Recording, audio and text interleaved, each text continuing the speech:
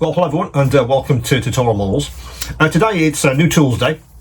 Yet another tool from good old Ustar, which I've been bringing into the UK over the last sort of 6 months ago. And this tool is very simple. It's something that you've already been aware of. You may have something very, very similar on your bench already. I was at Scan Model World, of course, this year, and fantastic to meet many of you who came to visit me on my table over the 2 days. Fantastic to sort of put faces to names, which obviously is a great thing to do. So many thanks to everyone that sort of took the time to come across and say hello, and even make a purchase. Many thanks for all of that. One of the things I was displaying was my painting paddle. I literally just stuck a painting paddle or two into a block, which is the tool I want to show you today, from good old Ustar. And many of you were asking, well, can we buy that block? not necessarily the actual painting paddle itself, but the block that it was sitting into. That wasn't surprising to me because I'd got one of these a couple of years ago, and it's been fantastically useful on my bench over that time. Now, of course, I'm bringing Ustar tools into the UK. That's one of the tools that I did want to bring to you guys, because it is very, very useful. It's very simple, but also very, very useful as well. What it is this guy, this one here. It's literally it's a block for putting your painting clips into. Very, very simple, but many of you seem to be very interested in this particular item. So that's what I want to show you today. So I'll flip the camera, and we'll have a look at this new painting clip block. See you in a moment. Right, hello everyone. It's time for that new tool from Ustar. Now, what I want to show you is this guy. Very, very simple tool, if you like, and what it is, it's a different way of holding your painting clips. Yeah, because normally you would use one of maybe these guys.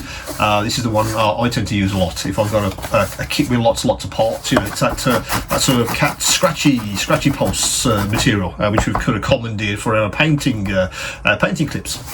But as you can see, together, it's a very different, form factor. It's half the size, literally, of most of these large ones. Let's put that aside a sec.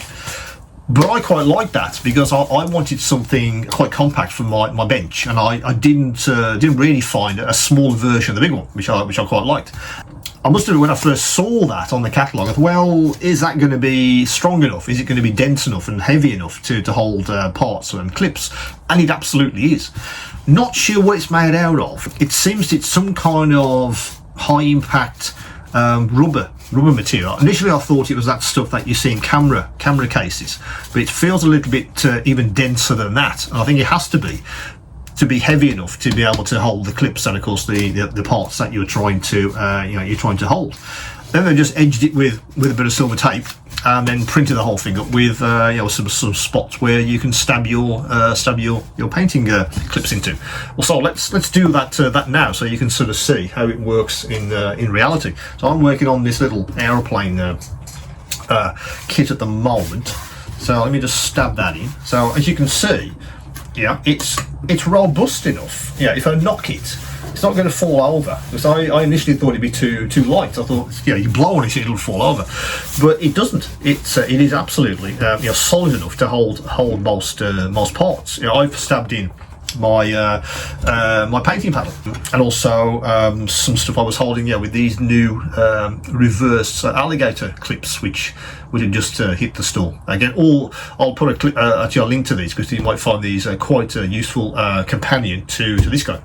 And again, stab it in, and away you go. And you can see you can build quite a few parts on a single one of these.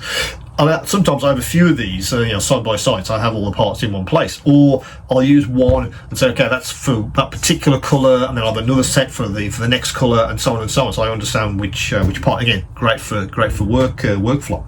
Let me just put those back onto, in fact, another one of these, which is out of shot. Let me just do that, because I'm finished quite with that kit, and we'll take those out. So I just thought it was a great idea. Compact, does the job. It's dense enough to hold clips with obviously the parts attached. I found these very useful indeed. They sit in a drawer ready, pull one out, away we go.